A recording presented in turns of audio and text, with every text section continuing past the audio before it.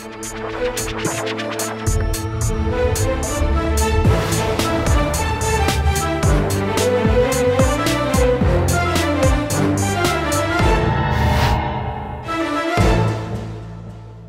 वालेकुम नाज़रीन, मेरा नाम है फ़रियाल वकार और आप देख रहे हैं प्रोग्राम आखिर क्यों।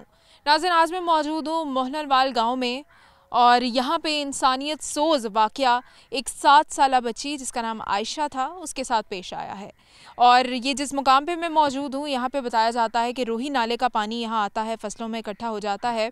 मेरे अक़ब में यहाँ कोने के ऊपर यहाँ पे कॉर्नर में बिल्कुल नीचे पानी के अंदर उस बच्ची को फेंक दिया गया था।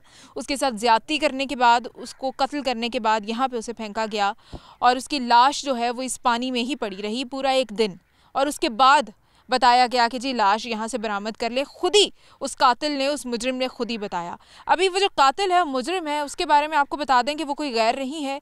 उस बच्ची का अपना खून है, उसके अपने ताए या चाचे का, ताए का मेरे ख्याल से बेटा है जिसने ये किया है और उसकी अपनी उम्र 14-15 साल बताई जा रही है। और उस लड़के ने ये हरकत जो है, इतनी शर्मनाक हरकत, इतनी ज़्यादती, इतना जुल्म अपने किसी दोस्त के साथ मिलकर किया है।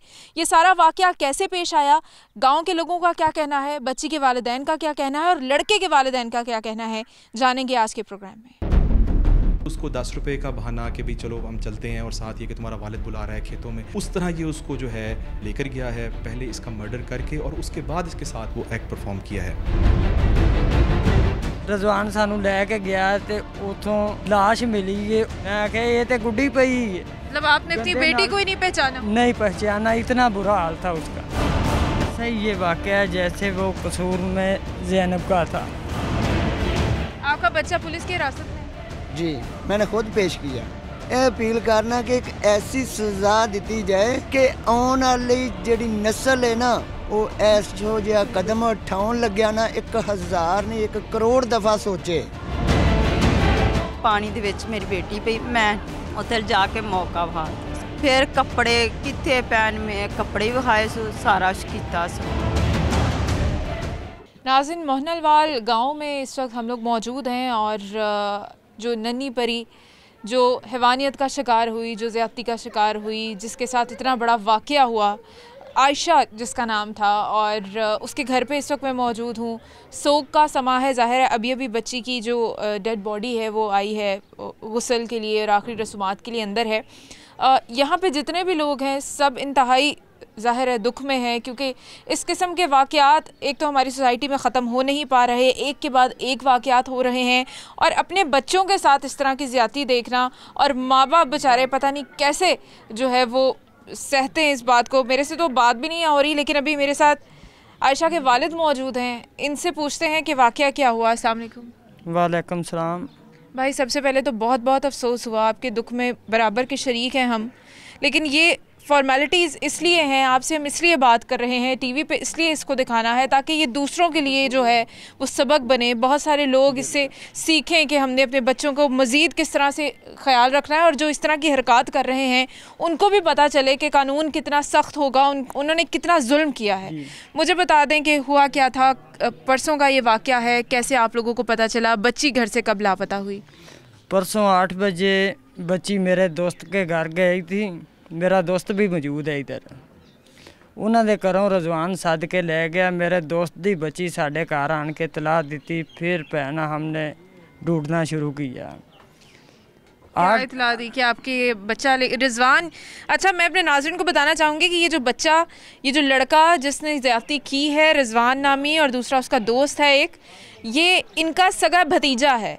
और ये बिल्कुल ये बच्ची ज़्यादती का शिकार होने वाली आयशा और ये रिजवान दोनों एक ही घर में रहते थे, सगे चचा ताया के ये बच्चे हैं। आगे बताइएगा। उसके बाद हमने ढूंढना शुरू किया। 8 बजे का ये वाक़या, रजवान घर आ रहा 10 बजे। उस तो बाद बाजी साढ़े नाल रहा रजवान, लेकिन उनके चेहरे ते रंग उड्डे सी। असी आंदे सां मुंडे दे विच कोई डाउट है। असी बड़ा मुंडे नूं पुछया, मुंडे नहीं दस्सिया। उन्हें आख्या चाचू मेरी तो भैन सी। उस तो बाद कल फिर मैं आख्या रजवान तू बच्ची दे वाल पुट्टे ने। मैं अपनी यानी कि प्रेशर से बात की। मैं आख्या रजवान मैं 15 ते कॉल की, तेनों उन्हें चुक लेना है, तो जी कोई गल हैगी दस दे। रजवान भैन दे इधर ही उनकी सिस्टर की शादी हुई मेरे चाचे के घर। रिजवान की बहन की? जी। अच्छा। उधर रजवान ने भैन नूं जाके दस्सिया जी अगर मैं वो अल्लाह दिते नूं बच्ची ना देंदा ते अल्लाह दिते मैनू कत्ल कर देना। अल्लाह दिता उसका दोस्त है? हम तो नहीं जानते, हमने तो उसकी अभी तक शक्ल नहीं देखी। अच्छा, मतलब रिजवान ने ये कहा कि अगर मैं बच्ची अल्लाह दिता को ना देता तो अल्लाह दिता मुझे कत्ल कर देता। ये अपील है, एक घर में एक खानदान से ही रह कर बाहर का बंदा फोड़ कर रहा हो, बिल्कुल उधर क़यामत की घड़ी नहीं और क्या। क़यामत का ही समा है। जाहिर है सगे ताया चाचा के बच्चे बहन भाइयों की तरह आपस में रहते हैं। इंतहाई जो है ये अफसोस की बात है कि उस बच्चे ने आपको, उसने क्या कहा कि बच्ची को मैं लेके गया हूँ आपके दोस्त के घर से, कहाँ छोड़ा मैंने उसको, कहाँ गई वो रजवान ने भैन नूं ही बताया ते उस तो बाद पीछे ही मैं खड़ा सा, मैं आख्या भाई आ जा। रजवान दे वालद ने उन्होंने फड़िया, उन्हें आख्या पुत्र दस किते किनू दिती हो, तेनू किसी शै दी लोड़ सी मैनू दसिया, मैं जिहड़ी शै भी वेचनी पैंदी तेनू मैं देंदा। लेकिन रजवान ने सानू ये नहीं दसिया कि मैं बच्ची नू अपना कत्ल कर दिता, ज्यादती कीती। रजवान सानू लैके गया ते उथों लाश मिली है, वो भी मेरा भाई आंदा, उन्हें आख्या मैं बाजी खुद गया, मैं आख्या ये तो गुड्डी पई है। मतलब आपने अपनी बेटी को ही नहीं पहचाना? नहीं पहचाना, इतना बुरा हाल था उसका। अब हमारी वज़ीर आज़म वज़ीर आला से ये अपील है कि हमें इंसाफ चाहिए।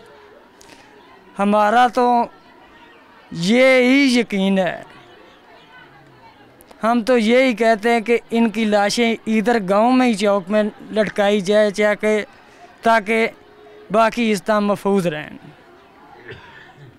बिल्कुल ठीक, जाहिर है इंसाफ की ही अपील की जा सकती है। बच्ची जो है वो इतने बुरे हालत में थी कि उसके अपने वालिद ने उसको नहीं पहचाना। पता नहीं हम लोगों के दिल इतने सख्त क्यों कैसे हो जाते हैं। और अपने घर की बच्ची, मैं कहती हूँ कि ये इससे बढ़ के कोई जुल्म नहीं हो सकता। मुझे आप ये बताएं कि हमारे बीच में ऐसे बच्चे फिर रहे होते हैं, हमारे घरों में, हमारे मोहल्लों में ऐसे लोग होते हैं जो बाश होते हैं, जिनकी हरकत व सकनात अच्छी नहीं होती, हम उन्हें नोटिस नहीं करते। आपको रिजवान एक घर में रहता था, आपको उसकी हरकत कभी अजीब नहीं लगी? कोई उल्टी सीधी हरकतें नहीं करता था? कोई नशा की आदत, कोई चोरी चकारी, कोई आवारगी उसके अंदर हो? मोबाइल चुक लैंदा सी, कदी किसी दा चुक लिया, कदी किसी दा। लेकिन ये वाकया उन्हें मेरी बेटी नाल ही करना सी। ਇਹ नहीं सी बाजी सानू उम्मीद हैगी कि रजवान सानू इथों तक पहुँचाएगा। यानी कि अपने घर का बच्चा, आप उसके सगे चाचा हैं, आपने उसको खुद पाला होगा, खुद बड़ा किया होगा। ये मेरे वाला साहब हैं, मजीद इनसे पूछ। बच्ची के दादा अबू भी यहाँ पे मौजूद हैं और बच्चा जो रिजवान है उसके वालिद साहब भी यहाँ पे मौजूद हैं। ये इन लोगों के लिए इससे बढ़ के क्या तकलीफ़देह बात होगी कि किसी गैर ने इनकी ज़िंदगी नहीं उजाड़ी है, किसी गैर ने इनकी इज़्ज़त का तमाशा नहीं बनाया है। इनके अपने घर में ही वो जो कातिल है वो मौजूद है। ये दादा अबू हैं बच्ची के भी और लड़के के भी। अस्सलाम वालेकुम। वालेकुम सलाम जी।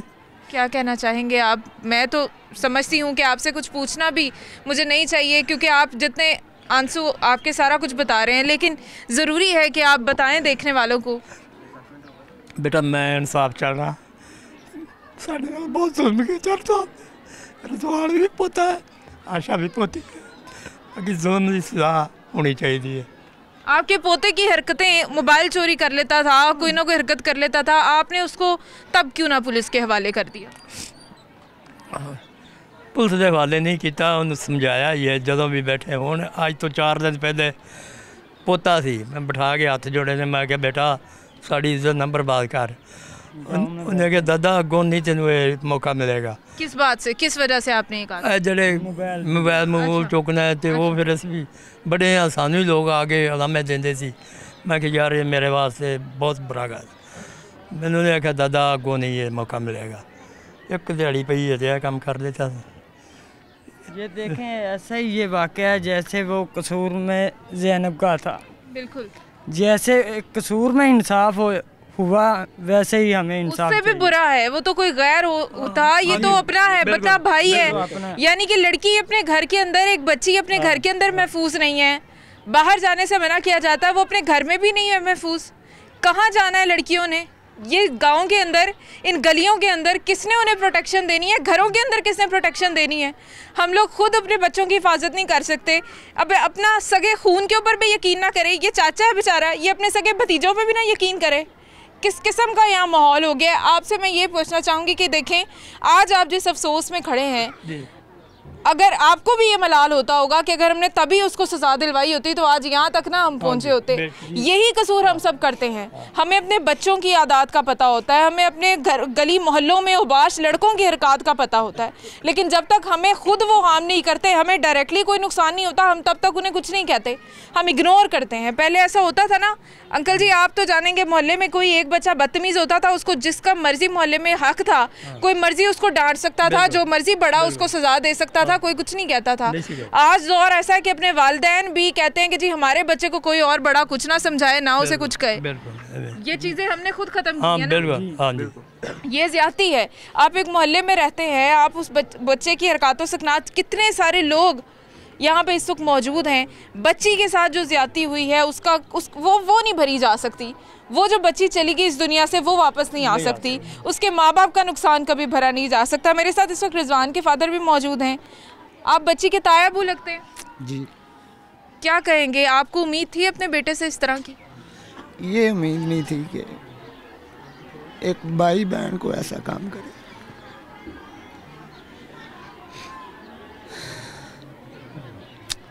अब आप लोग बार बार आते हैं, मीडिया भी आता, ये जो भी जुल्म होता है आप लोग सब अच्छी तरह जानते हैं।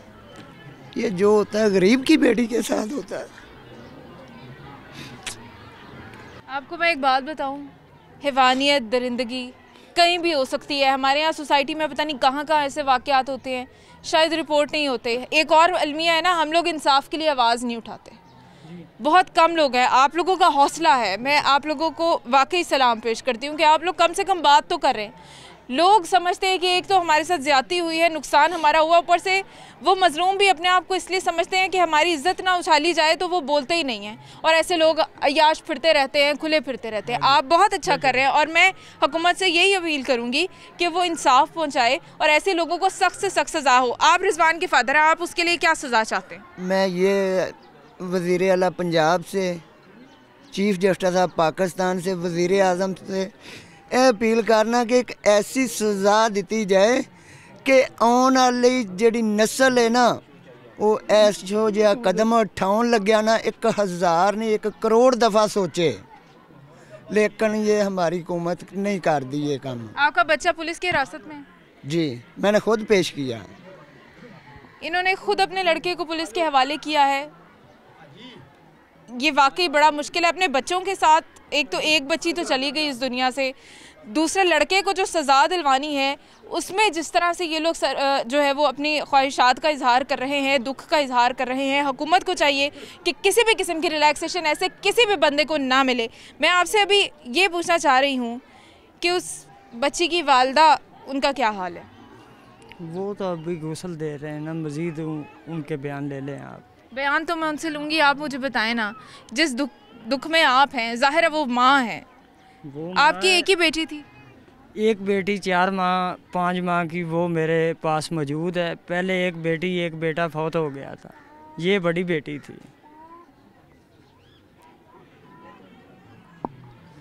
बोला नहीं जा रहा उनसे और मुझसे भी नहीं। हम यहाँ जितने भी लोग हैं वो सब जो है वो सिर्फ आंसू ही हैं और कुछ नहीं। इतने दुख वाली जगह पे यहाँ पे और हो भी क्या सकता है, जहाँ पे आप अपने घरों के अंदर महफूज नहीं हैं, जहाँ पे आप अपने छोटी उम्र हो या बड़ी उम्र हो, आपके बच्चे हों या आपकी बच्चियाँ हों, किसी की भी हिफाजत नहीं हो सकती, किसी की कोई जिम्मेदारी ही नहीं है, वहाँ पे सब ने रोना ही है और क्या करना है। एक ब्रेक के बाद दोबारा हाजिर होते हैं। नाज़रीन, हमारे साथ रहिएगा।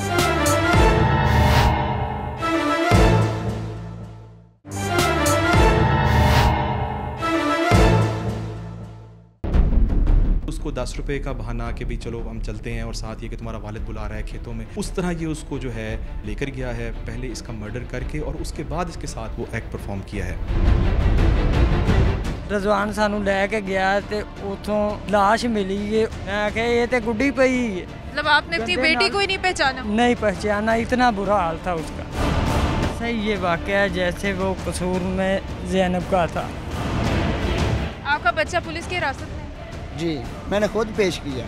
ਇਹ ਅਪੀਲ ਕਰਨਾ ਕਿ ਇੱਕ ਐਸੀ ਸਜ਼ਾ ਦਿੱਤੀ ਜਾਏ ਕਿ ਆਉਣ ਵਾਲੀ ਜਿਹੜੀ ਨਸਲ ਹੈ ਨਾ ਉਹ ਐਸੋ ਜਿਹਾ ਕਦਮ ਉਠਾਉਣ ਲੱਗਿਆ ਨਾ 1000 ਨਹੀਂ 1 ਕਰੋੜ ਦਫਾ ਸੋਚੇ।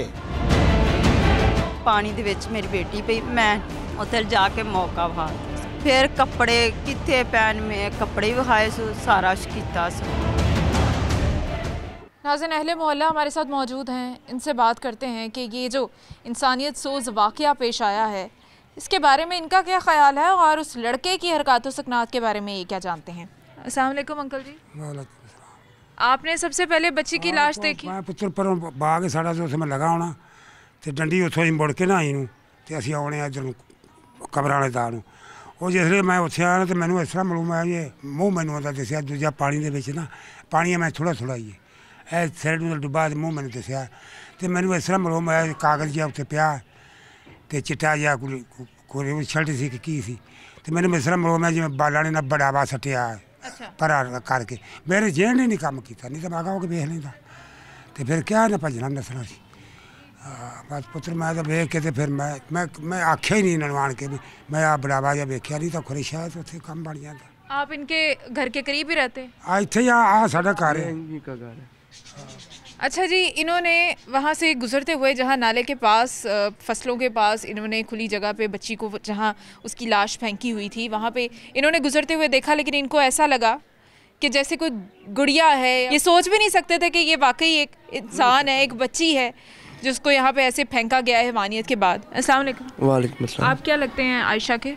कज़न है। तो ये रिजवान भी आपका कज़न होगा? जी जी। रिजवान की जो हरकतें हैं, जो चोरियां कर लेता था, जो और उल्टी सीधी, क्या वो इस किस्म का भी अबाश है? आप लोगों को कभी शक नहीं हुआ? नहीं, इस तरह का नहीं। पहले छोटी मोटी डकैतियाँ आपको पहले बताया करता था, लेकिन ये समझ से बाहर बात। जब वो लोगों के साथ ज्यादती करता था, लोगों की चोरियां डकैतियां कर लेता था, छोटे मोटे काम करता था ना पहले भी, तब हमने उसे सजा नहीं दिलवाई। समझाते थे ना, उसे समझा ही सकते थे और क्या करते। मोबाइल चुक लिया किसी का कोई शायद चुक ली बस आ गल ही होर ये गल तो सुननी है पता नहीं ये काम कर देना। पुत्र साड़ी तो पोतरी साढ़े कोल इत्थे आउंदी जांदी है, बच्ची मेरी पोतरी इत्थे गई खेड़दियां खुलदियां सारा दिन तो कोई ऐसी गल नहीं। बच्ची दी माँ जी उस वेले मगर आ जाती तो उस दिन कहते उन्हें हर गई, उधर चली गई, उधर भी उसका कज़न तो उन्होंने उन्हें बकरियां लियां ने तो बकरी पट्ठ उन्हें दी बाप पुत्र तेरी पट्ठ है तो उच्ची चली जाती वेखण वास्ते। साथ ना गली में पहला घर है हमारा, बच्चे अक्सर उधर आ जाती थी। सामने उसका घर है जो साथ पहला गली में हमारा घर, आ जाती बच्ची उधर खेलती रहती थी। लेकिन परसों सुबह 8 बजे बच्ची घर से हुई है, इनका अंकल रह के घर गई है। बच्ची वहाँ से तकरीबन जानी ली ने 10 रुपये का लालच दिया और उसे ले गया। यानी कि ये रात के अंधेरे में नहीं हुआ वाकया, ये सुबह सुबह ही इसने किया। हम सारा दिन ढूंढते रहे हैं। जानी खुद हमारे साथ था, जो रिजवान है उर्फ जानी, वो हमारे साथ खुद ढूंढता रहा। उसने नहीं हमें बताया, लेकिन जब हमने उसके ऊपर थोड़ा प्रेशर डाला है फिर उसने बताया है अपनी बहन को। ये साथ ही उसकी हमशराई शादी हुई है, उसने उधर जाकर बहन और पापा को बताया है कि पापा जी मैंने ये गलती कर ली है और मुझे माफ़ी दे। और उसने खुद ही मौके पर जाके हमें वो लाश दिखाई है। ये साथ ही रोई नाले के साथ पहली है, उधर रोई का भी पानी डलता है, वहाँ से बच्ची हमें मिली। अच्छा, सुबह सुबह वहाँ क्या इतनी वीरानी होती है? वहाँ कोई होता नहीं है? धुंध थी, नहीं पता चला। कोई कड़ियां पेंदियां ते कोई धुंध सी बड़ी ते दिखदा तो है कोई नहीं से दिखना, उजाड़ है उधर जो साथ ही कब्रिस्तान का नाम साथ। अच्छा जी, हमारे यहाँ अभी भी शहर लाहौर के अंदर इस तरह के उजाड़ इलाके हैं कि जहाँ पे ना तो कोई इंसान वहाँ पे होता है, ना वहाँ पे कोई सिक्योरिटी वाले होते हैं, ना वहाँ पे किसी को कुछ पता चलता है। दिन दिहाड़े सुबह 8 बजे वहाँ पे एक बच्ची के ज़्यादती के साथ कत्ल कर दिया गया है और वहाँ पे देखने वाला कोई भी नहीं है। रात के अंधेरों की बात होती तो ज़रा सिचुएशन डिफरेंट होती। यहाँ सुबह 8 बजे का ये वाक़या है। आपके घर आई हुई थी बच्ची सुबह सुबह? मेरी बेटी होती हाननी है, 4-5 साल की मेरी बेटी है, एक मेरा भनेवा है 3 साल का। उनके साथ ये नहीं आती थी तो मेरे बच्चे इनके घर आ जाते, सहेलियाँ दी खेलती थी। वो सपारा पढ़ के आई है तो माँ उदी डकती रही है धी कपड़े तो बदल, नहीं मैं जाना अपन सहेलियाँ नाल खेडना जा गई। वो चली गई है खेडन, उनका की मुंडे का जेन सी आया मेरे घरों आ के बच्ची नूं लै गया, उनके वाल पट्टे हो टोर कुड़ी नहीं सी जाती है जो मेरी बच्ची ने दसिया। बच्ची वो जो लैके गया बच्ची मेरी 5 साल की, फौरन भजी आई उन्होंने घर। इन्होंने उन्हें आके उनकी माँ को दसिया रजवान ऐशा नूं लै गया। उनकी माँ उमें साढ़े घर आई है। उन्हें ना बीवी मेरी ने आख्या, बीवी मेरी ने आख्या वो लै गया सी किवें डॉक्टर ने हर दी माँ ही बुला रही होवे। वो लैके चला गया सी इधर लब इधर सारा पिंड रात सारी बांगा तिकर सरगी तिकर रोई दे कौरां च धक्के खांदे फिर मुंडे ने सानू कुछ नहीं दसिया। अच्छा, ये यहाँ पे एक अजीब सी बात है कि अगर चाची हैं या ताई हैं, उसको बताया गया है कि रिजवान आया था और वो बच्ची को ले गया है, तो वो इतनी पैनिक क्यों हुई, वो इतना क्यों घबराई? वो भागी हैं, उन्होंने कहा कि नहीं जी बच्ची ढूंढनी चाहिए।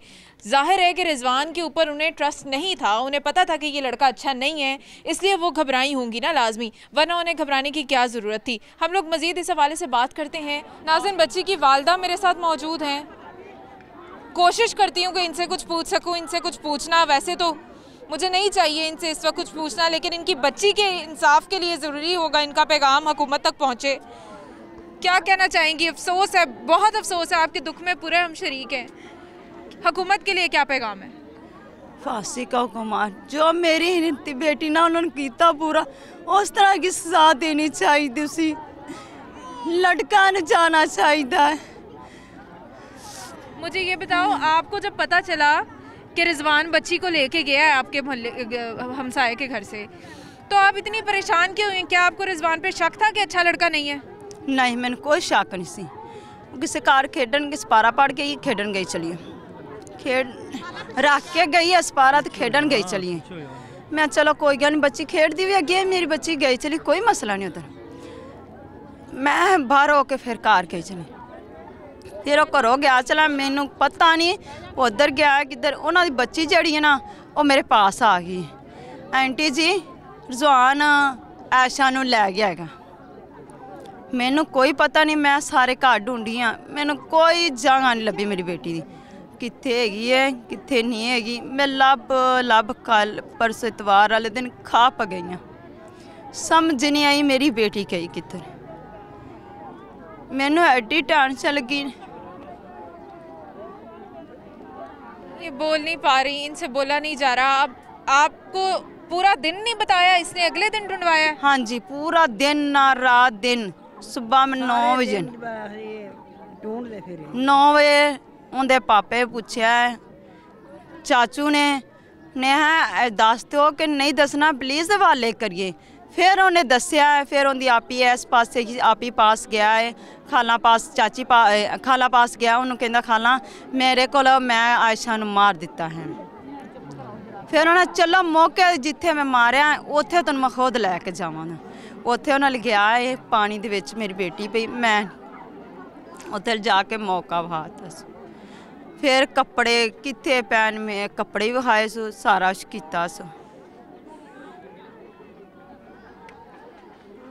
इससे बढ़ के कोई ज़्यादती नहीं हो सकती, इससे बढ़ के कोई जुल्म नहीं हो सकता, कुछ कहा नहीं जा सकता इसमें।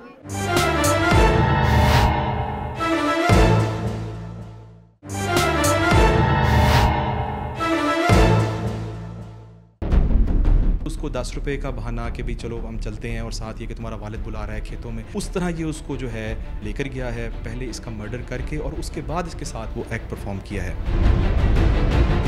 रजवान सानू लैके गया ते उतों लाश मिली है, मैं आख्या ये तो गुड्डी पई है। मतलब आपने अपनी बेटी को ही नहीं पहचाना? नहीं पहचाना, इतना बुरा हाल था उसका। सही ये वाक़या है जैसे वो कसूर में ज़ैनब का था। आपका बच्चा पुलिस की हिरासत में? जी, मैंने खुद पेश किया। यह अपील करना कि एक ऐसी सज़ा दी जाए कि आने वाली जिहड़ी नस्ल है ना वो ऐसो जिहा कदम उठाउण लग्या ना 1000 नहीं 1 करोड़ दफ़ा सोचे। पानी दे विच मेरी बेटी पई, मैं उत्थे जाके मौका विखाता। फिर कपड़े कित्थे पैन में कपड़े भी विखाए सो, सारा कुछ कीता सो।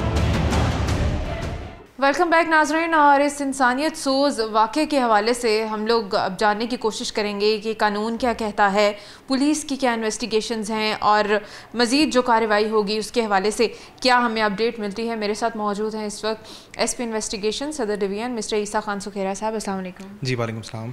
सबसे पहले तो इंतहाई अफसोस होता है जब इस तरह के वाक़यात होते हैं अपनी सोसाइटी को लेके, हम जब ऐसी बातें सुनते हैं, आज के दौर में भी इस तरह की जहालत को देखते हैं, बड़ा अफसोस होता है। हम लोग वहाँ गए, हमने देखा पुलिस ने वहाँ पे कार्रवाई की, हिरासत में है आपके। आप मुझे बताइएगा कि अभी फर्दर क्या होगा इस केस के बारे में, आपके इन्वेस्टिगेशन के मुताबिक क्या है?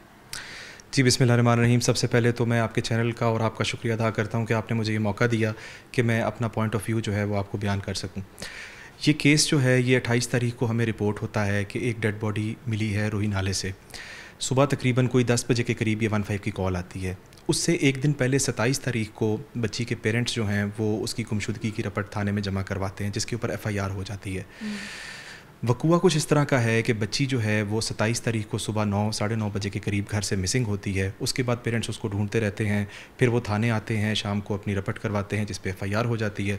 उसके बाद से पुलिस अपने हरकत में आती है, हमारा क्रिमिनल जस्टिस सिस्टम अपनी हरकत में आता है। और उसके बाद हमें जब सुबह 10 बजे कॉल मिलती है कि जी 28 तारीख को कि एक डेड बॉडी जो है वो रोही नाले में मौजूद है, तो उसी टाइम तमाम पुलिस की टीम्स, PFSA, जितनी भी हमारी एविडेंस कलेक्शन की टीम्स हैं, रेस्क्यू 1112 वो रश करती हैं उस साइट पे, और मैं ख़ुद भी और SDPO साहब और हम सब वहाँ पे पहुँचते हैं। वहाँ पर बच्ची है, उसकी डेड बॉडी देखी जाती है, तकरीबन 7 से 8 साल उसकी उम्र थी, आयशा उसका नाम था, उसको आइडेंटिफाई किया गया। उसके बाद से जो भी हमारा मौके के शवाहिद थे वो इकट्ठे करने के साथ साथ हमारा तफ्तीश का आगाज़ हुआ। उसमें ये कि हमने आइडेंटिफाई किया विदिन 1 आवर के 2 एक्यूज़ड हमने अरेस्ट किए, जिसके अंदर से एक वो बच्ची का ही फर्स्ट कज़न था, चचा का बेटा, जो कि जिसने ये दौरान तफ्तीश ये कन्फेस किया कि जी उसने इसका मर्डर और विद सोडोमी किया है। अच्छा, अब इसमें ये था कि जो पोस्टमार्टम और सारी वो चीज़ें सब मुकम्मल हुई टाइमली, और उसके बाद ये कि उसकी जो है बच्ची की तदफीन हो गई। जहाँ तक तफ्तीश की बात है, जो दोनों मुल्ज़िमान हैं वो हमारी हिरासत में हैं। एक मुल्ज़िम की उम्र तकरीबन है कोई 15 से 16 साल, और एक की एज जो है वो तकरीबन कोई 19-20 साल के अराउंड है। यानी कि ये जो इसका अपना कज़न है रिजवान, इसकी उम्र कम है, और वो जो दूसरा मुल्ज़िम बताया जा रहा है, अल्लाह दिता शायद उसका नाम है, उस लड़के की उम्र ज़्यादा है। और रिजवान का ये मौक़िफ़ उसके घर वालों ने बताया है कि रिजवान ये कह रहा था, जब उसने कन्फेस किया, उसने अपने घर वालों को बताया, उसने कहा कि जी अल्लाह दिता ने मुझे कहा था बच्ची उसको अगर मैं ना पहुंचाता तो वो मुझे मर्डर कर देता। यानी कि ये अल्लाह दिता का पहले से एक क्रिमिनल रिकॉर्ड है, बताया जा रहा है मोटर बाइक चोरी करना और इस तरह की चीज़ों में उसका नाम है। ये दोनों ही जो बच्चे हैं ये कोई अमूमी तौर पे इनकी अच्छी शोहरत नहीं है। जहाँ तक अल्लाह दिता की बात है तो वो क्राइम अगेंस्ट प्रॉपर्टी के एक आध केस में पहले थाने आ चुका है। इसी तरह जहाँ तक इस बच्चे की बात है तो दौरान तफ्तीश इसने ये बात इसने कन्फेस की है कि ये पहले भी इस तरह के वाक़यात में इन्वॉल्व रहा है। ऑल्दो कि कोई केस रिपोर्ट नहीं हुआ, कोई माइनर बच्चों से रिलेटेड नहीं था, लेकिन अब तक की जो बात, अब तक की तफ्तीश में ये चीज़ सामने आई है कि ये जो है ये जिनसी तौर पर थोड़ा सा डिविएंट बिहेवियर इसका है। दूसरी बात ये कि बच्चा जो है ये जो एक्यूज़ड है ये कहता है कि बच्ची को मैं जब घर से लेकर गया हूँ तो वो मेरे वालिद, इस बच्ची के वालिद के एक दोस्त के घर में थी और वहाँ पर वो खेल रही थी, और फिर उसको 10 रुपये का बहाना कि भाई चलो हम चलते हैं, और साथ ये कि तुम्हारा वालिद बुला रहा है खेतों में, उस तरह ये उसको जो है ये वहाँ से लेकर गया है। और फिर इसने वहाँ जाकर जो खेत हैं वहाँ पे उसके साथ ये घिनौना फेल किया है। और इसको जो इसमें सबसे ज़्यादा अफसोसनाक बात है वो ये कि पहले इसका मर्डर करके और उसके बाद इसके साथ वो एक्ट परफॉर्म किया है। बिल्कुल ठीक, आपने जैसे अभी खुद ही कहा कि बहुत सारी चीज़ें ऐसी हैं, बहुत सारे केसेस ऐसे हैं जो रिपोर्ट नहीं होते। आज भी हमारे यहाँ हम समझते हैं हम बड़ा पढ़ लिख गए, हम बड़ी तरक्की कर गए, हम बड़े मॉडर्न हो गए हैं, लेकिन आज भी ऐसे लोग हैं जो विक्टिम भी होते हैं, उनके साथ ज़्यादती भी होती है, लेकिन वो रिपोर्ट नहीं करते, वो पुलिस तक रजू नहीं करते, या उन्हें लगता है कि फॉलोअप नहीं होगा, उन्हें लगता है हमें इंसाफ नहीं मिलेगा, या फिर उन्हें लगता है कि हमारी ही इसमें जो है वो रुसवाई होगी। तो आप मुझे बताइएगा कि जितने केसेस रिपोर्ट हुए हैं उनकी जो फॉलोअप है वो कैसा चल रहा है और कार्रवाइयाँ कहाँ तक पहुँची? जी, जब से मेरी यहाँ पोस्टिंग हुई है, जो CCPO साहब की डायरेक्शन के अंडर और IG साहब की हिदायत के मुताबिक जो हमारी पुलिस है, हमारी नंबर 1 टॉप प्रायोरिटी ये है कि जो ख़वातीन और बच्चों से रिलेटेड जो इश्यूज़ होते हैं इनके बारे में पूरे पंजाब की पुलिस बेतहाशा सेंसिटाइज्ड है। जहाँ तक जो माइनर बच्चों के साथ से रेप या सॉडमी या इस तरह के वाक़यात का ताल्लुक़ है तो उसके ऊपर जो है हमारा फौरी तौर पे एक्शन जो है इवन SP लेवल तक हम इसमें पर्सनली इन्वॉल्व होकर इस केस की इन्वेस्टिगेशन को मेरिट पे यकीनी बनाते हैं। मुझे ये बता दें कि सोसाइटी क्या कर सकती है इसमें? मैं, आप, हमसाए, मैंने उन लोगों से ये पूछने की कोशिश की कि अगर आपको पता था कि ये लड़का मोबाइल चोरी कर रहा है, किसी के साथ कोई ना कोई इस तरह की चीज़ों में मुलव्वस है, तो तब आपने क्यों नहीं इसके बारे में रिपोर्ट किया? जब तक कोई चीज़ हमारे साथ पर्सनली बुरी नहीं होती, हर मोहल्ले में कोई ना कोई ओबाश लड़के, कोई इस तरह के कोई मशकूक हरकत व सकनात वाले लोग होते हैं, हम उन्हें पॉइंट आउट नहीं करते जब तक कि हमें वो नहीं डस लेते। जी, मैं समझता हूँ कि इसमें कम्युनिटी का एक बहुत इम्पॉर्टेंट रोल है।